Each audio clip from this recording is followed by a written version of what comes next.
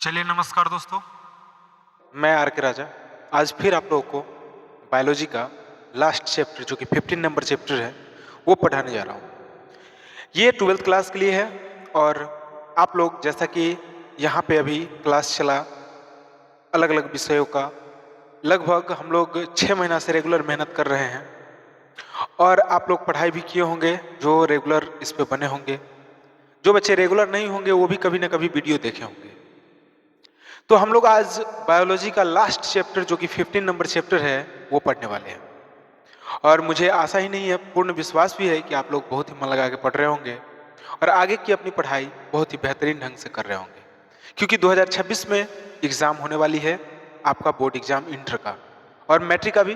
तो फिलहाल अभी हम लोग इंटर के लिए बात कर रहे हैं, मैट्रिक का भी बैच चलता है, उसका भी टाइमिंग अलग है और उसकी भी पढ़ाई होती है। तो आप लोग अगर नहीं जुड़े हैं तो जल्दी जल्दी जुड़े और अब हम लोग इस लाइव क्लास को आगे बढ़ाते हैं और क्वेश्चन की तरफ चलते हैं। चलिए देखते हैं क्वेश्चन से पहले कि ये तो चैप्टर है तो इसमें हम लोग चैप्टर देखेंगे, ठीक है। 15 नंबर चैप्टर। ध्यान देने वाली बात यह है कि आप लोग फोकस करके पढ़ाई में रेगुलरिटी रखें ताकि आपका रिजल्ट बेस्ट आ सके। चलिए तो ध्यान देते हैं क्वेश्चन पे। सबसे पहले क्वेश्चन पे ध्यान देने से पहले आपको जानकारी हो जाना चाहिए कि चैप्टर कौन सा है। सबसे पहले कि हम लोग तैयारी कर रहे हैं क्लास 12th के लिए, वही बिहार बोर्ड के लिए। हालांकि अगर आप बिहार बोर्ड के अलावा कोई बोर्ड में है तो भी दूसरे बोर्ड के तो भी आपको ये काम आ सकते हैं, ठीक है। हम लोग अभी पढ़ने वाले हैं जीव विज्ञान यानी बायोलॉजी और इसका चैप्टर का नाम है जैव विविधता यानी कि बायोडाइवर्सिटी एवं संरक्षण, ठीक है। चैप्टर 15 है और इसको हम लोग पढ़ने वाले हैं और ये बायोलॉजी का लास्ट चैप्टर है। जो नहीं पढ़े होंगे ध्यान दीजिएगा, आपका रिजल्ट बेस्ट हो सकता है। अब हम लोग देखने वाले हैं यहाँ पे, जैसा कि आपको दिख रहा है, सबसे पहला पॉइंट हम लोग देखेंगे कि जैव विविधता होता क्या है। क्या देखने वाले हैं कि जैव विविधता क्या होता है। तो इसको हम थोड़ा सा जूम कर लेते हैं ताकि आपको क्लियर दिखेगा। ध्यान दीजिएगा। यहाँ पे आपका सबसे पहला पॉइंट या सबसे पहला क्वेश्चन ये होगा जैव विविधता। आखिर जैव विविधता होता क्या है बच्चों। तो आपको जानकारी होना चाहिए कि आखिर जैव विविधता होता क्या है और इसका सही जानकारी आपको यहाँ मिलेगा अपने नेशनल कोचिंग सेंटर में। जैव विविधता क्या होता है, तो जैव मतलब सजीव और विविधता मतलब विभिन्नता, अर्थात जैविक संगठन में समस्त जीवों के समूह को जैव विविधता कहते हैं। क्लियर। आपको अगर कोई पूछेगा कि जैव विविधता क्या होता है बच्चों, तो आपको बताना है जैव मतलब जो जीवित रहता है वो यानी सजीव, विविधता मतलब भिन्नता, विभिन्नता यानी अंतर, अलग अलग टाइप्स के। अर्थात हम कह सकते हैं कि जो जैविक संगठन में समस्त जीवों के समूह को जैव विविधता कहते हैं, यानी जीवों के समूह को जैव विविधता कहते हैं। लेकिन वो सब अलग अलग किस्म के होते हैं। अब पृथ्वी पे किस तरह के कितने पाए जाते हैं इसके बारे में आप जानिए। पृथ्वी, और इस पृथ्वी पे चींटियां पाई जाती है, भूंग या भंवरे कह सकते हैं उसको, वो पाए जाते हैं, मत्स्य यानी मछली पाए जाते हैं और अधिपादप यानी जो भी बहुत सारे पेड़ पौधे हैं वो पाए जाते हैं। आपको जानकारी है टोटल 20,000 जातियां हैं किसकी, चींटियों की। चींटियों की कितने प्रजाति अपने पृथ्वी पे, 20,000 जाति। बच्चों आपको पता है चींटी का सिर्फ जाति जो है 20,000 जाति के चींटी होते हैं, 20,000 प्रकार के चींटी होते हैं। कहां, अपने पृथ्वी पे। उसके बाद 3 लाख, कितना, 3 लाख प्रजाति यानी जातियां हैं भंवरे के। भंवरे की कितने जातियां हैं, 3 लाख जो इस पृथ्वी पर पाए जाते हैं, समझ रहे हैं। उसके बाद 28,000 जातियां हैं किसके, मछली के, मत्स्य के।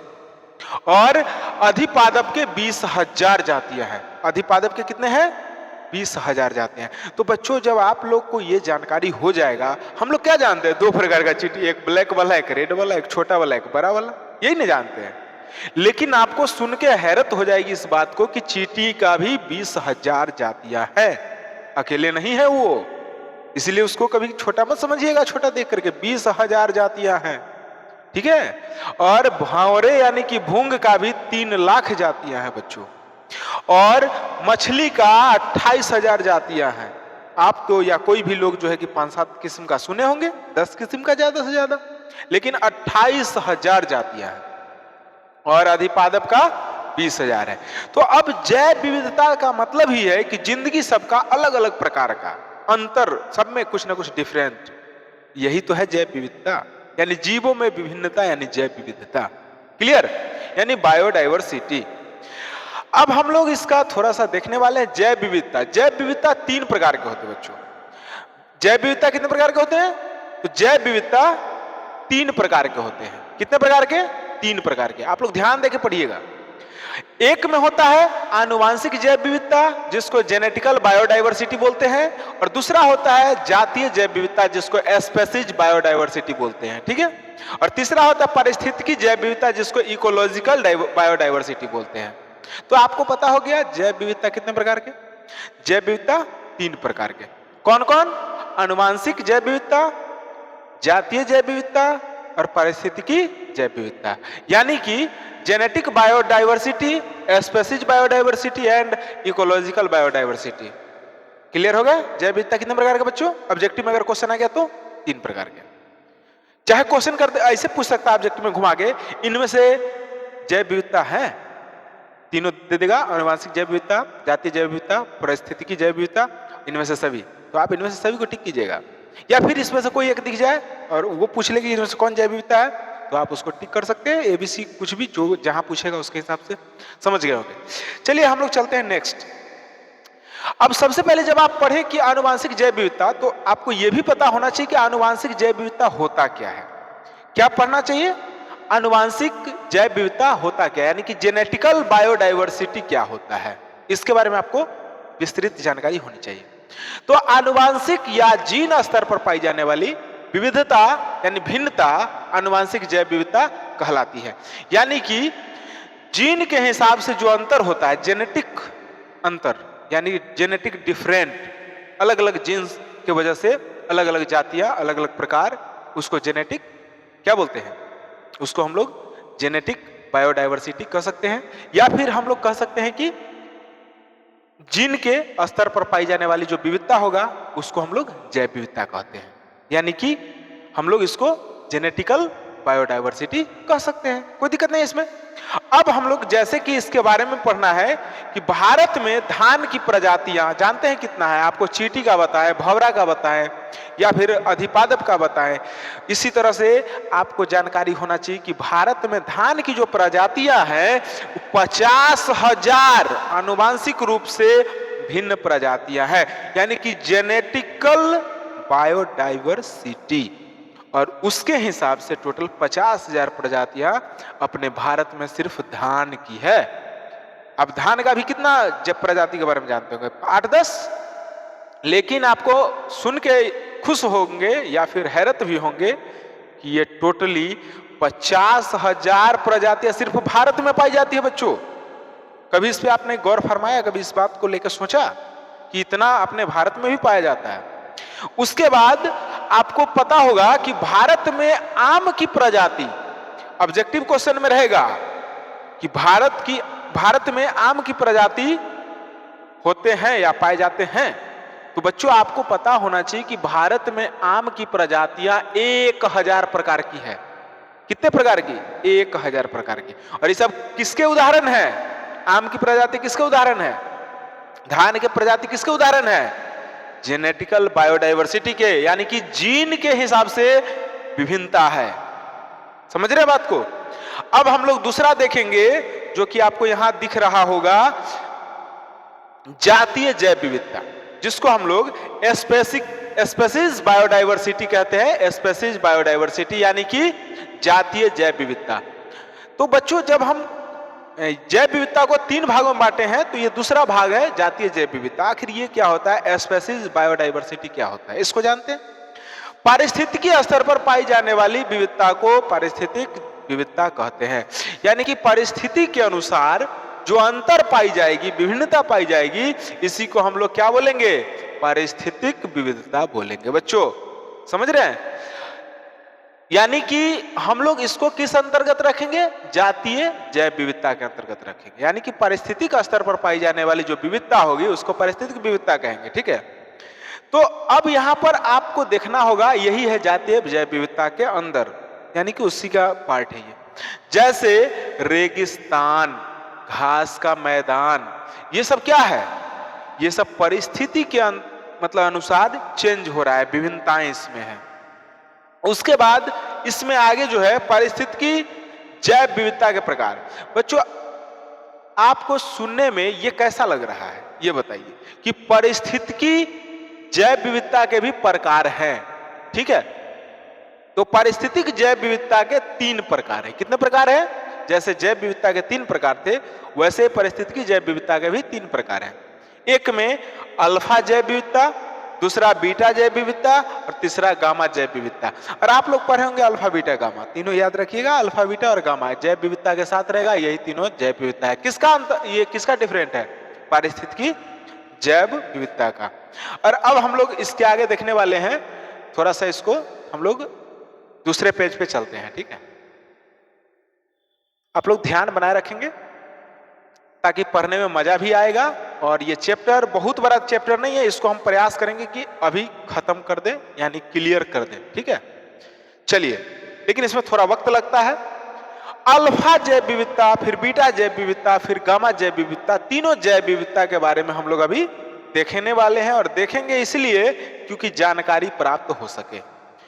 तो चलिए बच्चों ध्यान दीजिएगा। सबसे पहले हम लोग जो देखने वाले वो क्या है? अल्फा जैव विविधता। आखिर अल्फा जैव विविधता क्या होता है बच्चों? तो एक ही समुदाय के मध्य पाई जाने वाली विभिन्न जातियों के मध्य विविधता को अल्फा विविधता कहा जाता है। क्या समझे? एक ही समुदाय के मध्य पाई जाने वाली विभिन्न जातियां मध्य विविधता को अल्फा विविधता कहते हैं। यानी कि एक गो समुदाय के मध्य, यानी उस एक ही गो समुदाय में विभिन्न प्रकार की जो जातियां पाई जाती है, उसी जाति को हम लोग मध्य विविधता, और उसी मध्य विविधता को अल्फा विविधता कहते हैं। यानी कि एक गो समुदाय में बहुत सारा जाति पाया जाता है, सीधा हम कह सकते हैं उसी को अल्फा क्या कहते हैं? विविधता, जैव विविधता कहते हैं। जैसे एक वन या बगीचे में पाए जाने वाले विभिन्न पादपों के मध्य विभिन्नता। जैसे कि एक गो बगीचा में अलग अलग प्रकार के पौधा रोप दिए, लगा दिए, तो वो क्या हो जाएगा? अल्फा जैव विविधता के अंतर्गत आएगा, ठीक है? अब बीटा जैव विविधता क्या होता है बच्चों? तो बीटा जैव विविधता को देखिए ध्यान से, यहां पे थोड़ा सा इसको इधर कर देना चाहिए, क्या आपको दिखने में ठीक रहेगा? चलिए, बीटा जैव विविधता, यहां जैव छोड़ दिया है, बीटा जैव विविधता ये क्या होता है बच्चों? तो दो समुदाय के मध्य पाई जाने वाली विभिन्नता को बीटा विभिन्नता कहते हैं। यानी कि दो समुदाय के मध्य, अब एक समुदाय में अलग अलग पौधे हों, अलग अलग चीजें हों, तो उसको हम लोग अल्फा जैव विविधता के अंतर्गत रखें। लेकिन अगर दो समुदाय में, अगर दो समुदाय के बीच में अगर कोई विभिन्नता है, विविधता है, तो इसको हम लोग बीटा विविधता कहेंगे। यानी कि दो समुदाय अलग अलग है और दोनों समुदाय एक दूसरे के अंतर पे है, यानी कि दोनों में अंतर है, सेम नहीं है, इसको क्या बोलेंगे? बीटा जैव विविधता बोलेंगे। जैसे कि हम लोग इसको देखेंगे हिमालय के अलग अलग अक्षांश पर स्थित पौधे के बीच विविधता। यानी कि हिमालय के अलग अलग अक्षांश पर अलग अलग समुदाय के पेड़ पौधे होते हैं, और ये सब किस में आएंगे? जैव विविधता में। कौन से जैव विविधता में? बीटा जैव विविधता में। समझ गए होंगे आप लोग। अब हम लोग तीसरा देखने वाले हैं गामा जैव विविधता। और गामा जैव विविधता क्या होता है बच्चों? इसको भी आप लोग ध्यान देकर के समझने का प्रयत्न कीजिएगा। देखिए, गामा विविधता यानी गामा जैव विविधता क्या होता है? तो एक क्षेत्र विशेष में पाए जाने वाले विभिन्न समुदाय के जीवों के मध्य जो विविधता होगा उसी को हम लोग गामा विविधता कहते हैं, यानी कहा जाता है। यानी कि एक क्षेत्र में विशेष, यानी कि एक क्षेत्र विशेष, ठीक है, पाए जाने वाले जो विभिन्न समुदायों, मतलब क्षेत्र एक गो है लेकिन उसमें अलग अलग समुदाय के, अलग अलग तरीके के, अलग अलग प्रकार के, अलग अलग जातियों के जो जीव होंगे, पौधे होंगे, उन सभी को हम लोग कहाँ रखेंगे? गामा जैव विविधता के अंतर्गत रखेंगे बच्चों। अब हम लोग इसके आगे जो देखने वाले हैं उस पे आप लोग थोड़ा ध्यान केंद्रित कीजिएगा। विश्व की जैव विविधता, यानी कि वर्ल्ड बायोडाइवर्सिटी के बारे में हम लोग जानने वाले हैं अभी। वर्ल्ड बायोडाइवर्सिटी के बारे में, यानी कि विश्व की जैव विविधता, जिसमें आपको ऑब्जेक्टिव क्वेश्चन में पूछ सकता है IUCN का फुल फॉर्म क्या होगा बच्चों? IUCN का फुल फॉर्म क्या होगा? तो international union for conservation of nature and natural resource. समझ रहे? IUCN, I से इंटरनेशनल, U से यूनियन, फॉर, C से कंजर्वेशन, ऑफ, N से नेचर एंड नेचुरल रिसोर्स। समझ रहे? याद रखिएगा IUCN का फुल फॉर्म ऑब्जेक्टिव में रहता है कि IUCN का विस्तारित रूप होता है, तो आपको याद रहेगा कि international union for conservation of nature and natural resource, तब ना बताइएगा, तो याद कर लीजिएगा इस पॉइंट को, ठीक है? इसको हिंदी में क्या कहते हैं? तो प्राकृत एवं प्राकृतिक स्रोत के संरक्षण के अंतरराष्ट्रीय संगठन। समझ गए होंगे। दूसरा है जानकारी कि IUCN ने 2004 में दिए आंकड़े के अनुसार विश्व में 15 लाख से अधिक जीव जातियों की खोज हुई है। यानी कि IUCN एक संस्था है जो पता लगाती है, खोज करती है कि कितने प्रजातियों का खोज हुआ है, उसका डाटा रखती है। तो ये IUCN यानी international union for conservation of nature and natural resource, ये संस्थाएं 2004 में आंकड़ा दिया और वो आंकड़ा में बताया कि विश्व में 15 लाख से अधिक, कितना? 15 लाख से अधिक जीव जातियों की खोज हुई है। और इन्होंने यह भी कहा कि अभी तक यह ज्ञात नहीं है कि और कितनी जीव जातियों खोजी जाएगी। मतलब ये जो IUCN जो है संस्था, इसने 2004 में आंकड़ा दिया और बोला कि 15 लाख से अधिक जातियों का अभी तक खोज हो चुका है, लेकिन ये भी कंफर्म साथ में साथ किया, मतलब कंफर्म किया कि ये पता नहीं है अभी तक कि कितनी जातियां और प्रजातियां की खोज, कितने जीवों की जातियां की खोज और होनी बाकी है या और होगा, इसकी जानकारी अभी तक नहीं दिया, यानी बोले तो पुष्टि नहीं की है। रॉबर्ट मेथ ने विश्व की जैव विविधता से संबंध में कुछ आंकड़े दिए, जिसके अनुसार आपको नीचे पता चलेगा 1 नंबर में कि वैश्विक जाति विविधता में 7 मिलियन जातियों का आकलन मिलता है।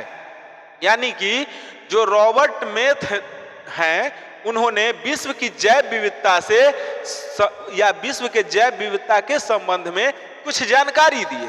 क्या जानकारी दिए? कुछ आंकड़े दिए। क्या आंकड़े दिए? तो उन्होंने कहा कि वैश्विक जातीय विविधता में 7 मिलियन यानी 7 मिलियन जातियों का आकलन मिलता है, यानी उसका अनुमान मिलता है। अभी तक केवल 20% जातियों को ही खोजा गया है। बच्चों, आपको बताएं कि 7 मिलियन जातियों का आकलन यानी अनुमान मिल रहा है, जानकारी मिल रहा है कि खोज होनी है, लेकिन उस 7 मिलियन का सिर्फ अभी 20% जातियों का ही खोज हुआ है, यानी 80% जीव के जातियों का खोज होना अभी बाकी है। मतलब हम लोग जितने 100% यानी जो भी जीव है इस पृथ्वी पे, लगभग एक अनुमान लगाया जाता है कि 7 मिलियन प्रजाति हैं इस पृथ्वी पे, लेकिन उसमें से सिर्फ 20% का ही खोज हो पाया है। अभी तक बहुत ऐसे प्रजाति हैं, बहुत ऐसे जाति जिनका खोज अभी तक संभव नहीं हुआ है।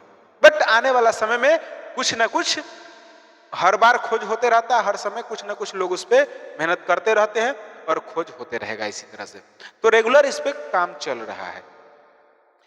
अगला अगर हम लोग बात करें भारत में जैव विविधता का, यानी कि बायोडाइवर्सिटी ऑफ इंडिया, तो इसमें आपको पता चलेगा कि भारत का क्षेत्रफल विश्व के क्षेत्रफल का 2.4% है। भारत का क्षेत्रफल बच्चों पूरे विश्व के क्षेत्रफल का कितना प्रतिशत है? सिर्फ 2.4%। समझे? पूरे विश्व में जितना बड़ा ये पृथ्वी होगा उसका सिर्फ 2.4% हिस्सा भारत में है। उसके बाद भारत का विश्व की जैव विविधता में 8.1% योगदान है, यानी कि पूरे दुनिया में भारत का जो योगदान है बायोडाइवर्सिटी के अंतर्गत वो सिर्फ 8.1% है। समझ गए होंगे? उसके बाद विश्व के 12 महाजैव विविधता वाले देश में भारत का स्थान 8वां है। यानी कि पूरे दुनिया में जो महा जैव विविधता यानी कि मतलब हाईली बायोडाइवर्सिटी के बारे में अगर आपको जानना होगा, उसमें टोटल 12 देश को रखा गया है। उस 12 देश में यानी 12 गो महाजैव विविधता वाला जो देश है उसमें भारत का नंबर कितना है? 8वां नंबर है। इसका मतलब है कि भारत के जो नंबर है उसके बाद 4 और देश हैं जो इस आंकड़े के नीचे हैं और उसके ऊपर 7 और ऐसे देश हैं जो भारत से भी आगे हैं। ठीक है, उसके बाद आपको यह जानकारी होगा कि पहला स्थान किसका है, और तो पहला स्थान आपको जानने का इच्छा होगा तो बच्चों ध्यान दीजिएगा, यहाँ पे पूरे महाजैव विविधता में पहला स्थान ब्राजील का है। किसका? ब्राजील का। ऑब्जेक्टिव में क्वेश्चन रह सकता है कि महाजैव विविधता में पहला स्थान किसका है बच्चों? तो ब्राजील का है पहला स्थान। जैव विविधता का कटोरा, जैव विविधता का कटोरा किस देश को कहा जाता है बच्चों? तो जैव विविधता का कटोरा ब्राजील को कहा जाता है। ऑब्जेक्टिव में अगर ये क्वेश्चन आ जाए तो आपसे छूटना नहीं चाहिए। सब्जेक्टिव में आएगा तो आप लिख ही देंगे जितना पढ़ा दें उसके अनुसार, लेकिन ऑब्जेक्टिव में आएगा फिर भी आपको नहीं छोड़ना है। भारत में 45,000 पादप जातियों को खोजा जा चुका है। भारत में कितने हजार पादप जातियों को खोजा जा चुका है? 45,000। कहां? भारत में 45,000 पादप जातियों का खोज कहां हुआ? भारत में। भारत में कितने तरह के पादप प्रजातियों का खोज हो चुका है? तो 45,000। याद रखिएगा। और उसके आगे भी आपको कुछ जानकारी दे दें तो जो रॉबर्ट मेथ हैं, कौन? रॉबर्ट मेथ, ठीक है, रॉबर्ट मेथ के वैश्विक आकलन को स्वीकार किया जाए, अगर रॉबर्ट मेथ के में लिख दिया है या थे हो चाहे ये हो जो भी हो, रॉबर्ट मेथ के वैश्विक आकलन को अगर स्वीकार किया जाए तो क्या होगा मालूम है? चलिए दिखाते हैं क्या होगा। आपको नेक्स्ट पेज पे हम लोग लेके चलते हैं और नेक्स्ट पेज आपके लिए जस्ट हम लोग ओपन कर रहे हैं, थोड़ा वेट कीजिएगा।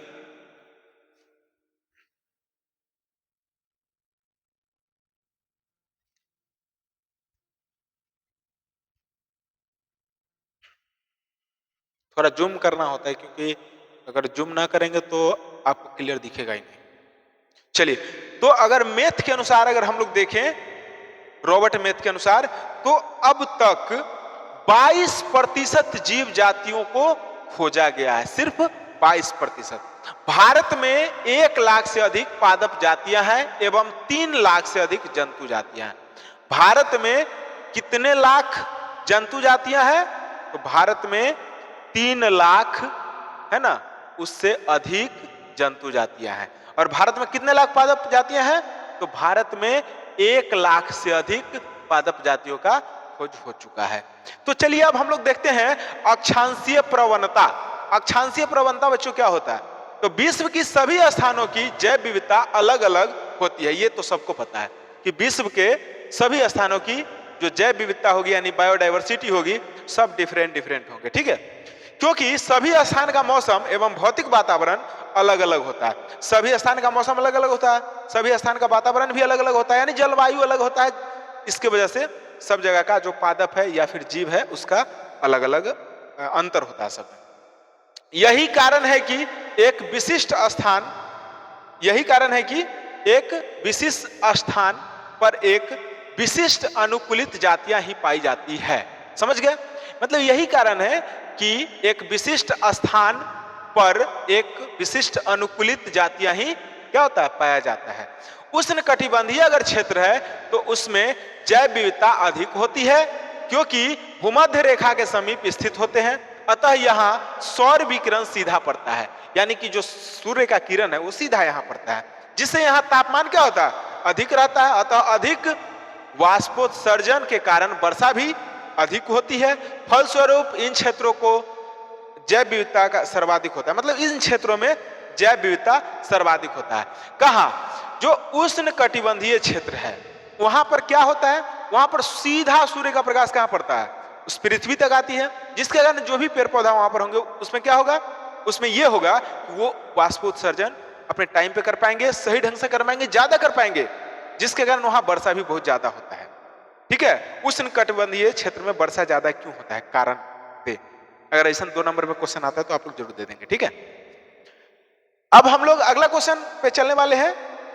यहां पे आपको अभी अमेजन के जंगल, अमेजन जो फ्लिपकार्ट अमेजन जो आप लोग सुने हैं, वो अमेजन जंगल के नाम पे ही उन्होंने रख लिया होगा, जहां तक मेरा अनुमान है। तो आज हम लोग अमेजन जंगल के बारे में थोड़ा जानकारी लेंगे। अमेजन एक जंगल है, तो अमेजन के जंगल को पृथ्वी का फेफड़ा कहा जाता है। बच्चों, पृथ्वी का फेफड़ा किसको कहते हैं? अगर क्वेश्चन आ जाए तो आपको बताना है अमेजन का जंगल, अमेजन का जंगल, उसको क्या बोलते हैं? पृथ्वी का फेफड़ा। और जैव विविधता का कटोरा किसको बोलते हैं? जैव विविधता का कटोरा ब्राजील को। ये क्वेश्चन से बहुत बेहतरीन क्वेश्चन है, इसको ध्यान में रखिएगा, क्योंकि पृथ्वी के कुल ऑक्सीजन का 20% भाग अमेजन के उष्णकटिबंधीय वर्षा वनों से प्राप्त होता है। अमेजन के उष्णकटिबंधीय वर्षा वनों से पूरे पृथ्वी पर जितना ऑक्सीजन, उसका 20% हिस्सा सिर्फ अमेजन के जंगल से प्राप्त होता है। इसीलिए अमेजन के जंगल को क्या कहा जाता है? पृथ्वी का फेफड़ा कहा जाता है। समझ रहे होंगे बात को? अब हम लोग चलते हैं नेक्स्ट पॉइंट पे, जातीय क्षेत्र संबंध। क्या? जातीय क्षेत्र संबंध के बारे में, इसके बारे में हम लोग पढ़ेंगे। तो प्रतिपादन, जातीय क्षेत्र के जो संबंध है उसका प्रतिपादन किसने किया? अलेक्जेंडर वान हम्बोल्ट। अलेक्जेंडर वान हम्बोल्ट ने जातीय क्षेत्र के संबंध को प्रतिपादित किया, यानी उसका प्रतिपादन किया। हम्बोल्ट ने दक्षिण अमेरिका के जंगलों पर कार्य किया। हम्बोल्ट किस क्षेत्र पर कार्य किया?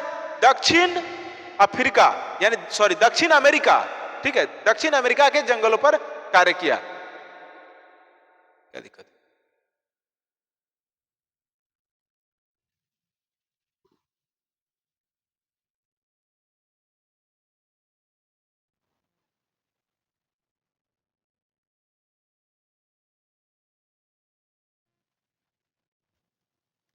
एक बार देख लीजिए इसको, जातीय क्षेत्र संबंध, यानी कि अलेक्जेंडर वान हम्बोल्ट जो है, ये किसका प्रतिपादन किए?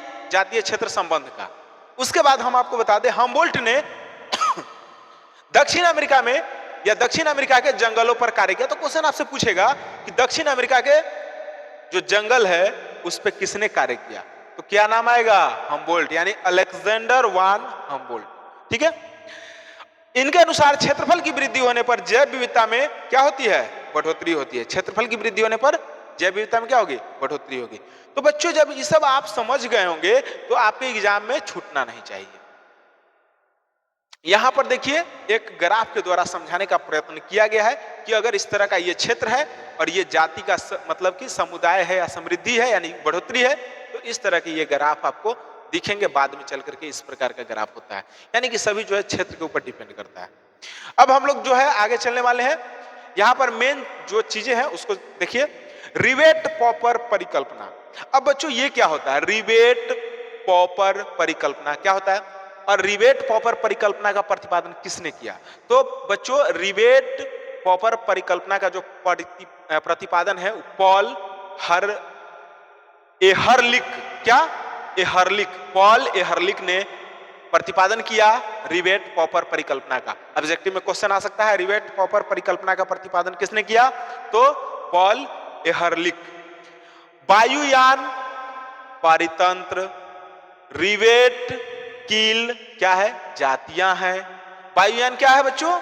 परितंत्र है। और रिवेट कील क्या है? उसकी जातियां हैं। वायुयान के पंखों की रिवेट प्रमुख प्रजातियां होती हैं और वायुयान के सीट के रिवेट परितंत्र की सामान्य जातियां होती हैं। तो ये बात को आप लोग समझ गए होंगे और हम लोग चलते हैं अब इसके आगे। चलिए आपको थोड़ा सा नेक्स्ट पेज पे लेके चलते हैं और नेक्स्ट पेज आपके सामने रहेगा ये। चलिए अब हम लोग थोड़ा सा नेक्स्ट पेज को देखने वाले हैं। चलिए चलिए थोड़ा ऊपर चलिए। चलिए, प्रत्येक प्रजाति परितंत्र को संतुलित करने में सहायक होती है। क्या क्वेश्चन, क्या बात कर रहे हैं कि प्रत्येक प्रजाति परितंत्र को संतुलित करने में सहायक होती है, परंतु मुख्य प्रजाति परितंत्र को संतुलित करने के लिए महत्वपूर्ण होती है। यानी कि जितने प्रजाति हैं उस सब परितंत्र को संतुलित करने के लिए क्या होता है? एकदम संभव, सक्सेस कर सकता है। यानी कि प्रत्येक प्रजाति परितंत्र को संतुलित करने में क्या होते हैं? सहायक होते हैं, यानी हेल्प करते हैं। लेकिन जो मुख्य प्रजाति होते हैं ना, मुख्य प्रजाति, वो परितंत्र को संतुलित करने के लिए क्या होते हैं? इंपोर्टेंट होते हैं, महत्वपूर्ण होते हैं। समझे? हेल्प तो सब करेगा, लेकिन उसमें जो मुख्य है वो इंपोर्टेंट होता है। ठीक है, रिवेट पॉपर परिकल्पना के अनुसार, इसके अनुसार, रिवेट पॉपर परिकल्पना के अनुसार, यदि वायुयान कि हर एक यात्री अपने साथ एक रिवेट यानी कील लेकर जाता है तो आरंभ में वायुयान की सुरक्षा प्रभावित नहीं होती है। यानी कि अगर हर आदमी वायुयान में अगर कील लेके चला जाए यानी रिवेट लेके चला जाए तो कोई प्रॉब्लम नहीं है। लेकिन और अधिक रिवेट को निकाला जाए तो वायुयान बहुत ही कमजोर हो जाएगा। अगर और ज्यादा रिवेट को निकाला जाए तो बहुत वायुयान क्या हो जाएगा, कमजोर हो जाएगा। यानी कि अगर कोई एक दो कील को लेकर के अगर चला जाता है तो उससे कोई दिक्कत नहीं है, लेकिन अगर बहुत ज्यादा लेके चला जाएगा तो वायुयान क्या हो जाएगा, कमजोर हो जाएगा। ठीक है, ये बात तो आप समझ गए होंगे। साथ ही साथ महत्वपूर्ण यह है कि कौन सी रिवेट वायुयान की सुरक्षा को अधिक प्रभावित करता है, यानी कि उसमें से जो कौन सी रिवेट यानी कौन सी कील है जो वायुयान की सुरक्षा को सबसे ज्यादा प्रभावित करता है, ये भी देखने के योग्य होते हैं। वायुयान के पंखों के रिवेट वायुयान की सुरक्षा को अधिक प्रभावित करती है। और सबको पता है कि जो वायुयान है उसके जो पंखे हैं उसके जो रिवेट होंगे वो वायुयान को सबसे ज्यादा सुरक्षा करते हैं। अगर उसका किल यानी रिवेट ले लिया जाए तो क्या होगा, नुकसान भी सबसे ज्यादा उसी से होगा। इससे यह निष्कर्ष निकलता है कि वायुयान के सीट की तुलना में पंखों की रिवेट अधिक महत्वपूर्ण होती है। यानी कि वायुयान के सीट का जो रिवेट है यानी कि कील है, नट है, जो निकल जाए तो उतना ज्यादा प्रॉब्लम नहीं होगा जितना कि उसका पंख का निकल जाएगा तो प्रॉब्लम होगा। तो ये चीज ये बायोडाइवर्सिटी के हिसाब से समझा रहे एक वायुयान पे उदाहरण देकर के आपको, ठीक है, जैसा कि इन्होंने समझाया। अब इससे निष्कर्ष क्या निकलता है बच्चों, तो निष्कर्ष ये निकलता है कि रिवेट परिकल्पना का निष्कर्ष है परितंत्र में भी मुख्य प्रजातियों का विलुप्त होना परितंत्र की सुरक्षा, स्वास्थ्य एवं अस्थायित्व को प्रत्यक्ष रूप से प्रभावित करता है। यानी क्या समझे आप लोग कि इससे यह निष्कर्ष पर हम लोग पहुंचे कि जो रिवेट परिकल्पना का निष्कर्ष है उसके परितंत्र में भी मुख्य प्रजातियों का विलुप्त होना, यानी कि जो मुख्य चीज है उस पर ज्यादा उसका वैल्यू होता है, वो ज्यादा इंपोर्टेंट होता है, तो मुख्य चीज को बना रहना चाहिए, उसको विलुप्त नहीं होने देना है। ठीक है, अगर वो विलुप्त हो गया तो परितंत्र की जो सुरक्षा है, उसका जो स्वास्थ्य है, उसका जो अस्थायित्व है क्या होगा, प्रत्येक रूप से प्रभावित हो जाएगा। ठीक है, उसके बाद जैव विविधता के क्षति के कारण, जैव विविधता के क्षति के कारण क्या हो सकता है बच्चों, तो जैव विविधता के क्षति के कारण ये हो सकता है, मैं आपको बता दूं, देखिएगा ध्यान से, आवासीय क्षति और विखंडन हो सकता है। जैव विविधता के क्षति के अनुसार क्या क्या हो सकता है बच्चों, तो आवासीय क्षति और विखंडन हो सकता है, और अत्यधिक दोहन हो सकता है, और विदेशी जातियों का आक्रमण हो सकता है, सह विलुप्तता हो सकता है। मतलब आप क्या कहें इसे, जैव विविधता के क्षति के कारण क्या क्या हो सकते हैं, तो जैव विविधता के पहला कारण है क्षति का कि आवासीय क्षति और विखंडन हो सकता है, दूसरा कारण है अत्यधिक दोहन हो सकता है, तीसरा कारण है विदेशी जातियों का आक्रमण हो सकता है, और चौथा कारण है सह विलुप्तता। ये चार कारण है आपको विविधता यानी जैव विविधता के क्षति का। अगला जो है जैव विविधता के बारे में हम लोग देखेंगे कि उससे क्षति होने से प्रभाव क्या पड़ेगा। अगर जैव विविधता का क्षति होता है तो उससे पड़ने वाले जो प्रभाव होंगे वो हो सकते हैं उत्पादकता पर प्रभाव पड़ेगा, यानी कि प्रोडक्टिविटी में कमी आएगी, समझ रहे हैं। उसके बाद पर्यावरणीय समस्याओं का उत्पादन होगा, यानी पर्यावरण से जो समस्याएं होंगी वो उत्पन्न होने लगेंगी। ठीक है, उसके बाद परितंत्र की कुछ क्रियाओं की क्रियाशीलता में परिवर्तन होने जैसा पादप उत्पादकता, जल उपयोग, पंडित और रोग चक्रों के परिवर्तनशीलता का बढ़ावा मिलेगा। समझ रहे हैं बात को। अब हम लोग इसमें देखने वाले हैं जैव विविधता के संरक्षण। अब हम लोग जैव विविधता को आखिर बचाएंगे कैसे, इसका संरक्षण कैसे करेंगे, तो इस पे हम लोग देखने वाले हैं कि जैव विविधता का संरक्षण, हमें जैव विविधता को क्यों संरक्षित करना चाहिए। सबसे पहले कि अगर कोई भी बोलेगा कि जैव विविधता का संरक्षण करना चाहिए तो सही बात है, पहला क्वेश्चन तो यही दिमाग में आएगा कि हमें जैव विविधता को क्यों संरक्षित करना चाहिए, क्यों बचाना चाहिए। तो देखिएगा वही क्वेश्चन यहाँ है कि हमें जैव विविधता को क्यों संरक्षित करना चाहिए यानी क्यों बचाना चाहिए। तो बच्चों जैव विविधता यानी कि जैव विविधता न केवल एक परितंत्र को संतुलित एवं अस्थायी बनाती है बल्कि मानव अस्तित्व के लिए भी आवश्यक है। यानी कि ये कहना सही होगा कि जैव विविधता सिर्फ पेड़ पौधे के अच्छा नहीं बना रहा है, यानी कि पेड़ पौधे को ही अच्छा नहीं बना रहा है बल्कि मनुष्य को भी बेहतर बनाता है और उसके लिए भी जरूरी है। ठीक है, परितंत्र में जैव विविधता का अत्यधिक महत्व है। परितंत्र में किसका अत्यधिक महत्व है बच्चों, जैव विविधता का। अतः जैव विविधता का निम्न दो तरीके से सुरक्षित रखा जा सकता है। जैव विविधता को निम्नलिखित दो तरीकों से सुरक्षित रखा जा सकता है। कौन कौन तरीका है पता है आपको।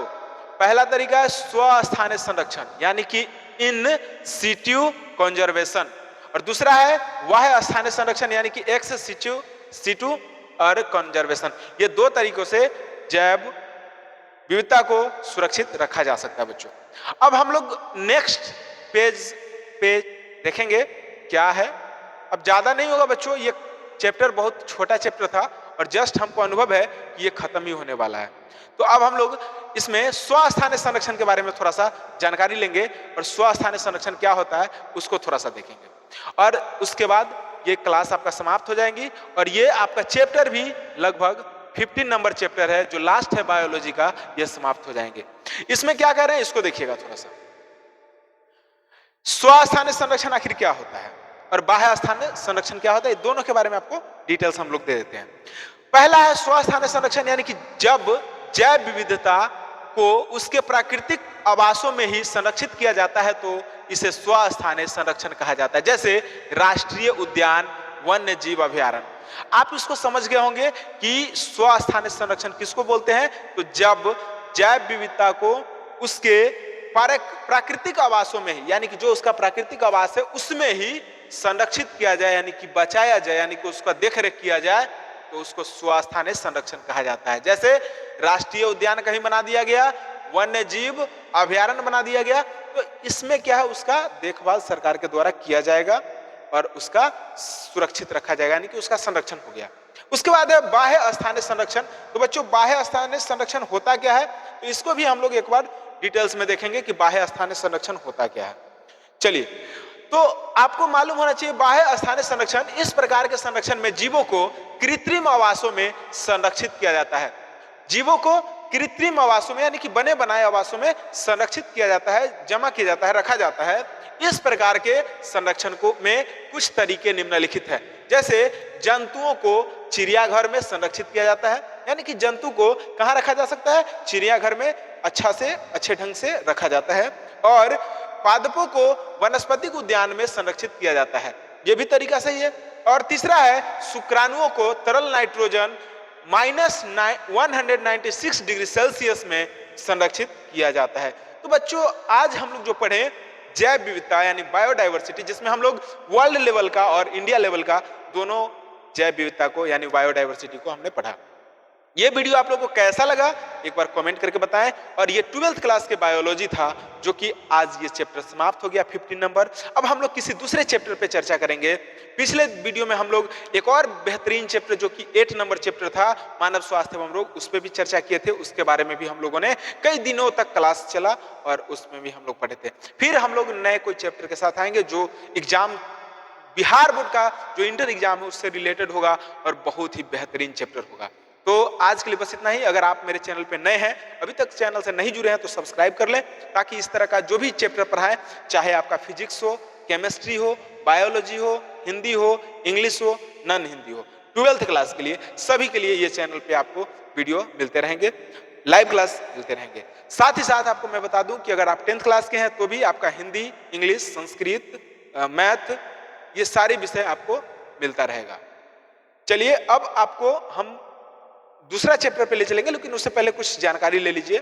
जानकारी ये भी हम कहेंगे कि आप अगर अभी तक नहीं जुड़े हैं तो नेशनल कोचिंग सेंटर के एप्लीकेशन और वेबसाइट पर जरूर जुड़ें ताकि आपको सही जानकारी मिल सके कि नेशनल कोचिंग सेंटर जो है कहाँ है, क्या पढ़ाई हो रही है। एप्लीकेशन